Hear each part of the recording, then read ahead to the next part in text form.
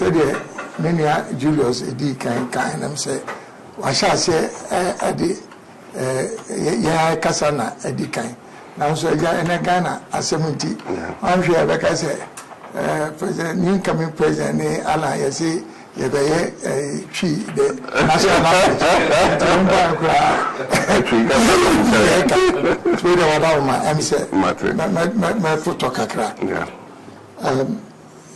good morning. Good morning. Your Excellency. And then good morning to you, gentlemen. And then my own, is my niece, Joyce. Your Excellency, I'm here this afternoon together with my team, first to congratulate you and to commend you for your emphatic victory in the just ended general elections. It is clear from the results that you put in a lot of effort and you've been handsomely rewarded in that regard. I'm sure many Ghanaians are not aware that although we belong to different political persuasions, that we've had very good fraternal relations for many years, based on mutual respect and shared common values, and indeed also our commitment to serve our nation in humility. I am aware that you've already had the opportunity and privilege of occupying the high office of President of our country, and so you are already keenly aware of the demands of this job. However, as a brother, maybe I should use this opportunity to offer a little bit of advice.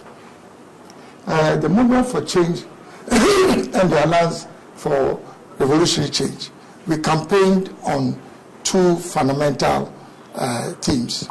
One is the establishment of a government of national unity, and the other one is the prosecution of a national development agenda based on the Great Transformational Plan. Now, in respect of the first, Your Excellency, I'm sure you're all aware that our country has been seriously divided for many years because of partisanship. And unfortunately, this is robbing all of us of the benefits of our democratic credentials, which we've nurtured over so many years. And I think this ought to change. Secondly, this whole winner-takes-all syndrome, which has been associated with partisanship, I think is also not helping our country, because we don't have the benefit of harvesting and mobilizing the collective talent of all Ghanaians. And we should not be divided in that regard by our different political ideologies. I think that also needs to change. Thirdly, also, the lack of continuity of government projects, which again is the result of this partisanship, has also cost our nation quite a bit of money. And I think that also has to change.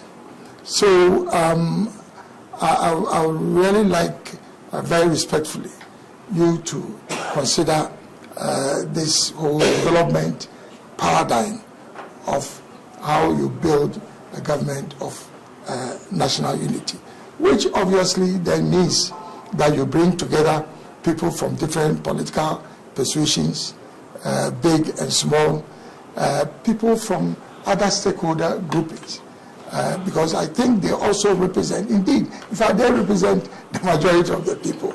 So they must have a voice also in government. So that's in respect of the first pillar. The second one is the Great Transformational Plan. Your Excellency, I know that during your first term in office, you had to go to the IMF for support. Now, there's a marginal increase or a stability that comes along with being on an IMF program. So ultimately, you'll find that the numbers will start looking good. it's obvious. That's part of the whole objective of a stabilization program. But then, at the end of the program, unless there's a program of transformation, then you are likely to slide back into instability, which is what takes you to the IMF in the first place. And so, with a great transformational plan, I very respectfully like to recommend a number of priorities for your consideration, which is stabilizing the macroeconomy. I know that because of our manifesto promises, there's a lot of pressure. Everything is important, but I feel that it's the macroeconomy and the economy as a whole that basically must occupy your highest consideration. Aligned with this, also, I would say a prioritization of the productive sectors of our economy: industry, agriculture, and then tourism. Because that speaks to the next most critical agenda for our nation, which is creating employment, particularly for the youth. Now, beyond this, also, I think, is the issue of corruption, which you've spoken about, and which robs us as a country of so much resources that we can channel into development. The next is constitutional reform. Constitutional reform that would enhance the quality of governance in our country. And I'm sure you're already aware of many of those areas that require reform. And last but not the least is the issue of Galamsey, which obviously is an existential threat. It's not just a question of those living in Galamsey communities. This is something that is going to affect all of us as Ghanaians. So, very respectfully, I think that these two development paradigms, I would recommend that you look at them quite seriously. And within the context of a government of national unity, we are prepared to provide all the support that is required for you to be able to implement both the agenda for transformation and also the government of national unity. Your Excellency, in conclusion, I think the greatest legacy you can leave for our country is to help build a peaceful, united, prosperous country which provides equal opportunity to all Ghanaians, irrespective of their political affiliation, ethnic or religious affiliation. We wish you very well together with your team. Thank you. And I think on that regard, I'd like to make a presentation of the great transformational plan to you. Yes. Thank you.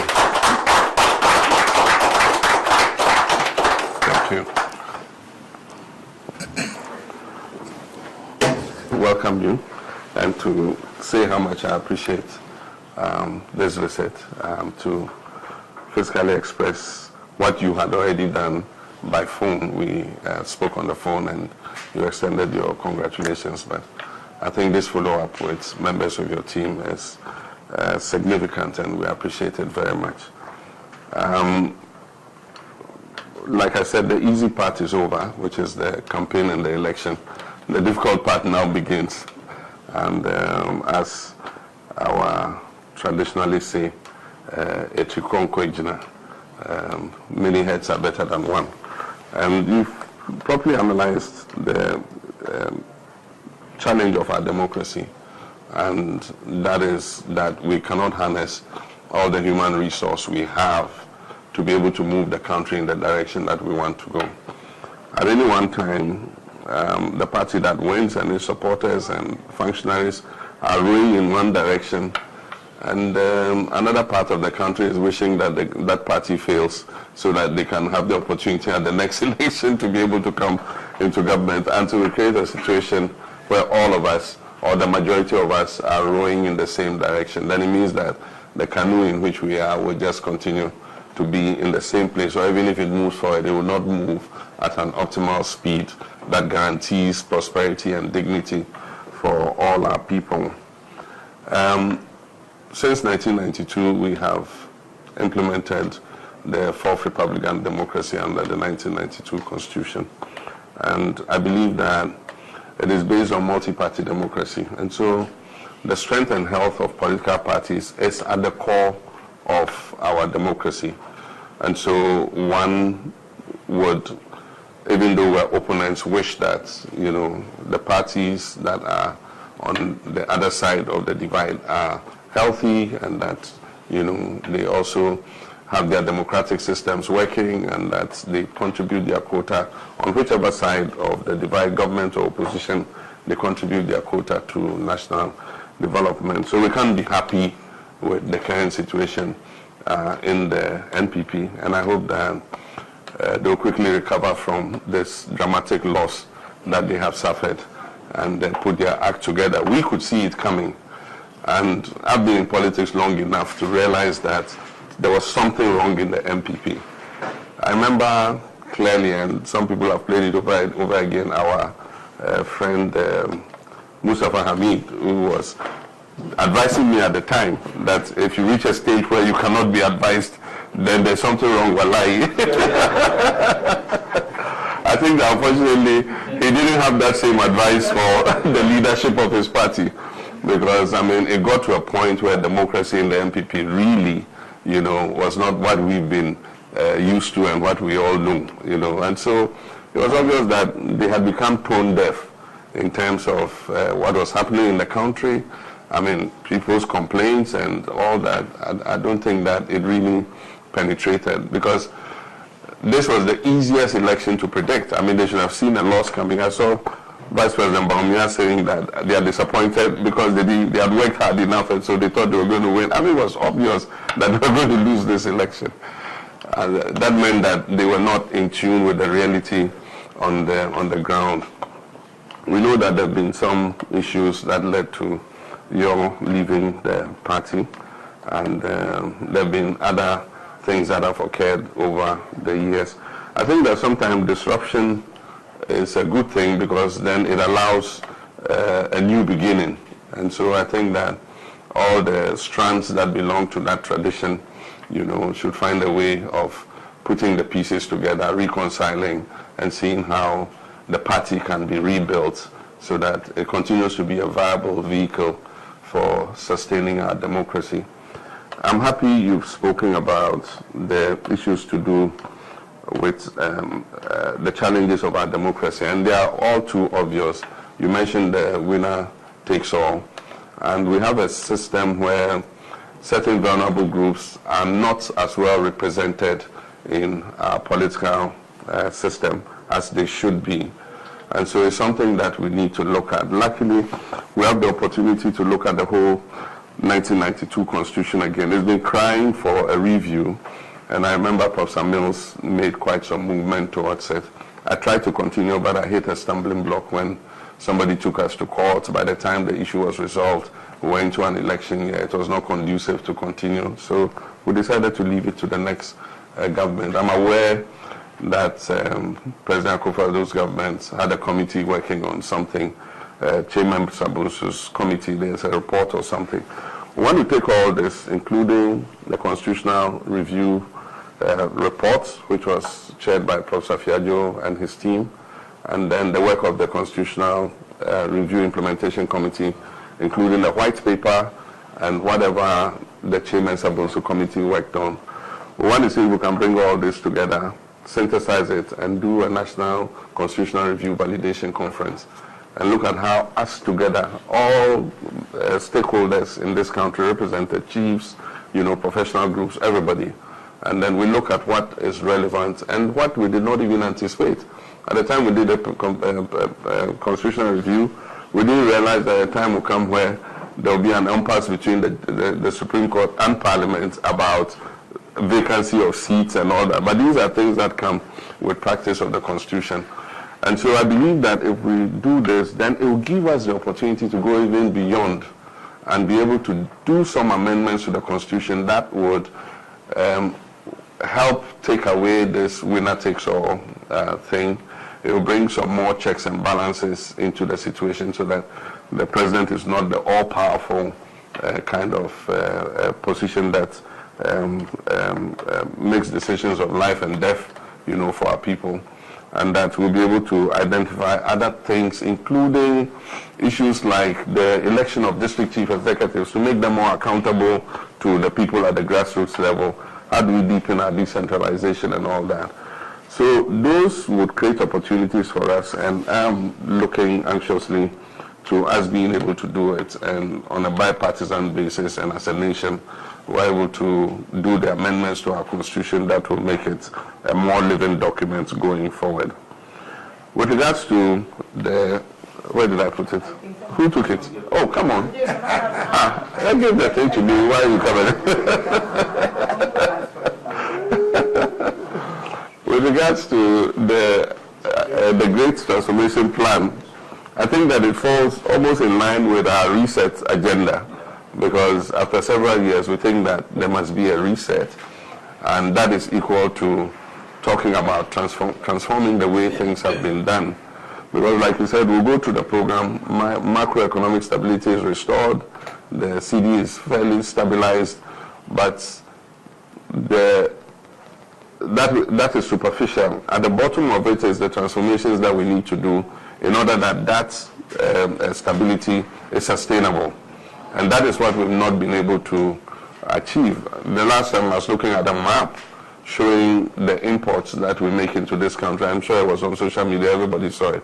And hundreds of millions of dollars every year just go to create employment for other people in the area of tomatoes, tin tomatoes. I don't know how true it is, but I can't believe that we're eating $1 billion of imported tin tomatoes. It's not possible. We need to interrogate those figures, but whatever it is, I know that a huge amount is going into importation of tomatoes, something that we have a comparative advantage to produce, into rice, into vegetable cooking oil, into many things that, if we put our mind to it, we can produce. And that's why, for me, agriculture and agribusiness, agro-processing is going to be one of the #1 focuses. We pay lip service to giving support to farmers. We bring subsidized fertilizer, half of which gets smuggled to our neighboring countries anyway, and the real farmers who need the fertilizer don't get it. And so how do we use a system that identifies them and makes sure that if government is targeting them with subsidies or with any assistance, it goes to those who are actually the farmers and not to political party apparatchiki. So those are some of the things we need to look at, and that's why we're thinking of farmer service centers that have a catchment area that registers all the farmers, measures their farms, know what they're growing, and at the beginning of every farming season, if government has any support for them, we have mechanization services, tractors, fertilizer, all the agrochemicals that they need. And they just go to their farmer service center, they are registered there, we know their farmers, we know the acreages that they produce, and then they're able to get the support that they need. But over the years, we've left the value chain. Once the farmer produces, he is on his own. I know because I'm a farmer myself.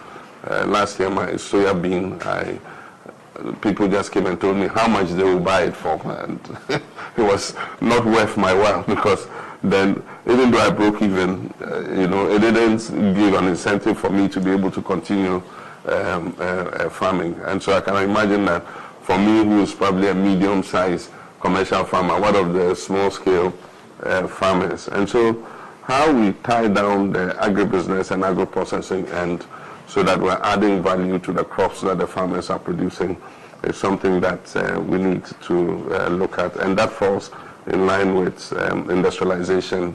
As you have said, you have been in that ministry before, trade and industry.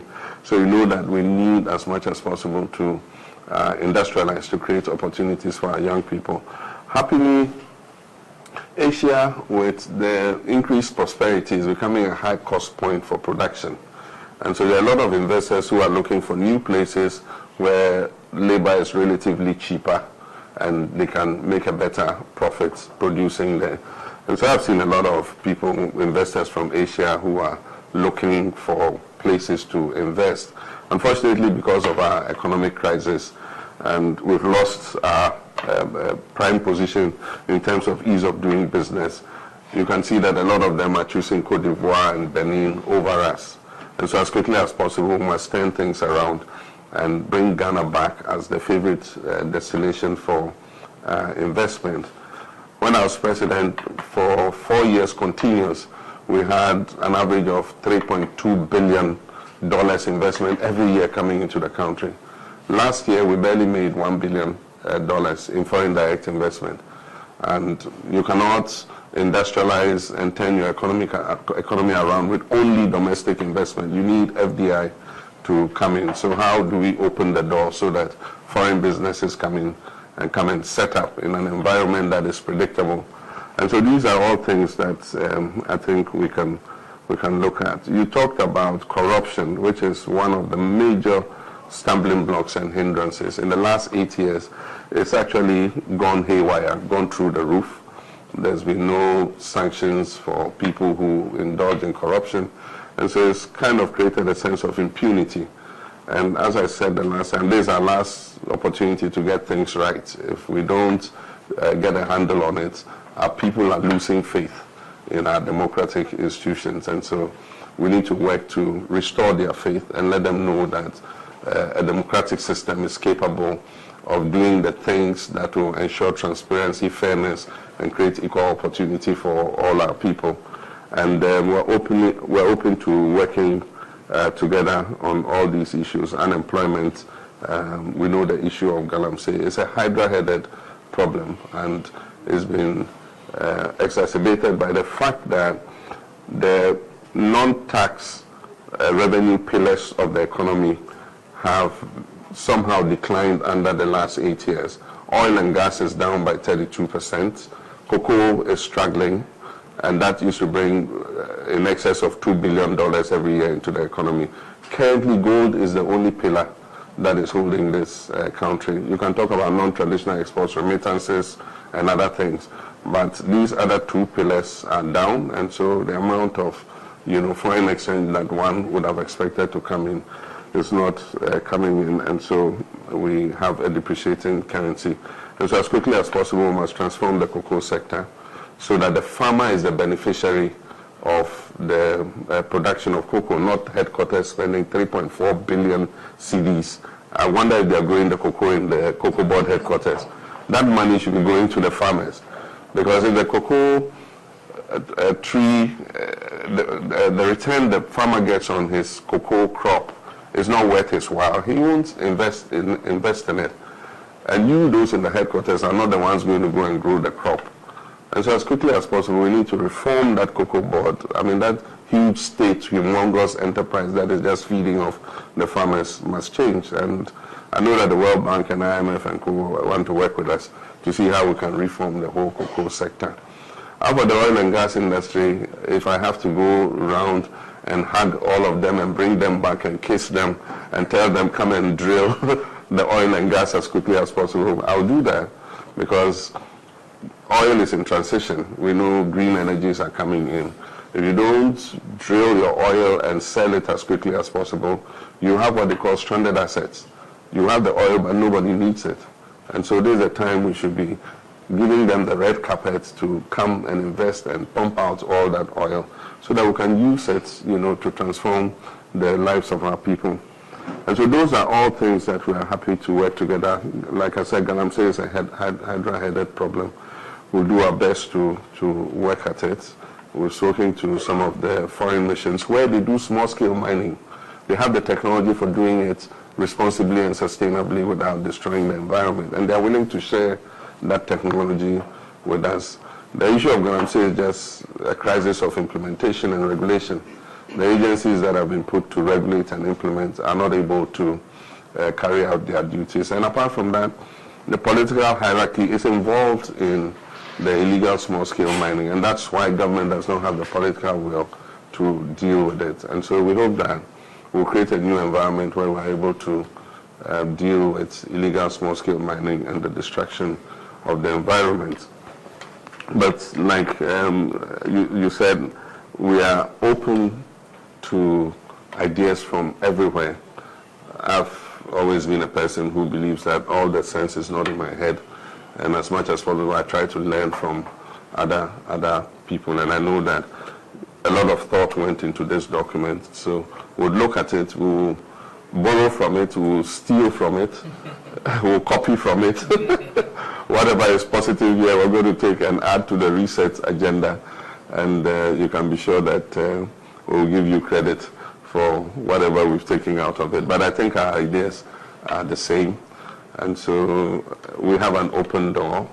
As you said, you and I have known each other for a very long time, and your name is quite resounding in Ghanaian politics. You're a stalwart of Ghanaian politics.